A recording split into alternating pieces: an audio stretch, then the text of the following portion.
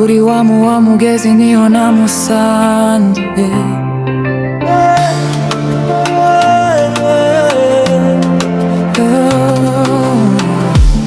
Kuri wa mugezi niho namusanze. Umuyaga uhuha buhoro, umutima uri nsanze. Amaso yiwe yandeba nkumva ndice ndege. Naciye menya ko rukundo uru watanguye kundenga. Amazi yarasemerera taho ariko adusuhuza.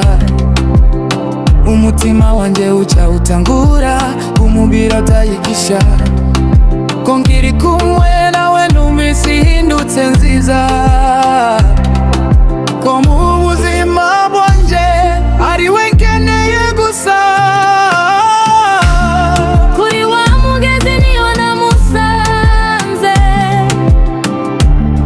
Urukundo rwiwe niho rwanyuzuriye. Umutima wanje waranyuzwe. Sinzomureka n'umunsi n'umwe ngiho. Niwe munezero, niwe n'inzira yanje yo kubaho. Kuri wa mugezi twarasezeranye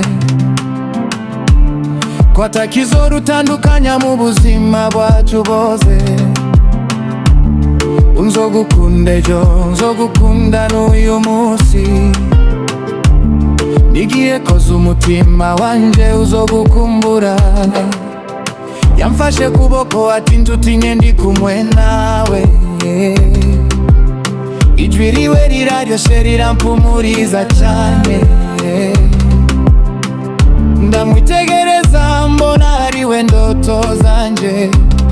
Ubuzima bwanje bwose nifuza kubusangira nawe. Nawaje imvura canke izuba rikaka. Nzokwama ndi hafi yawe ntuzosigara wenyene. Urukundo rwacu ruzokura nk'igiti gitewe ku mazi.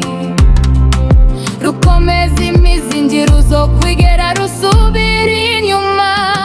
Niba indoto sinshaka kuvyuka. Niba urukundo ndashaka kurubamwo ibihe byose. Kuko uri hose niho amahoro yanje aba.